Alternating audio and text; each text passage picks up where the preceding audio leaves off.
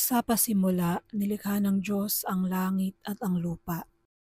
Sa pamamagitan ng kanyang salita ay lumitaw ang liwanag. Pinaghiwalay niya ang araw sa gabi at hinubog ang langit, lupa at dagat. Lumikha siya ng araw, buwan at mga bituin. Sumibol ang mga halaman at napuno ng mga hayop ang dagat, himpapawid at lupa.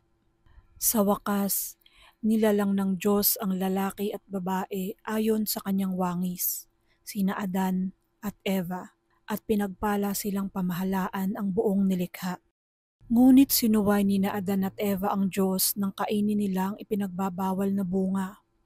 Pumasok ang kasalanan sa mundo, nagdala ng sakit, paghihirap at kamatayan.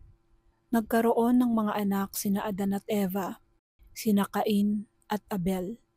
Naghandog sila sa Diyos, ngunit tinanggap niya ang kay Abel at hindi ang kay Cain. Dahil sa selos, pinaslang ni Cain ang kanyang kapatid. Siya ang unang mamamatay tao. Nagdaan ang mga henerasyon at dumami ang sangkatauhan.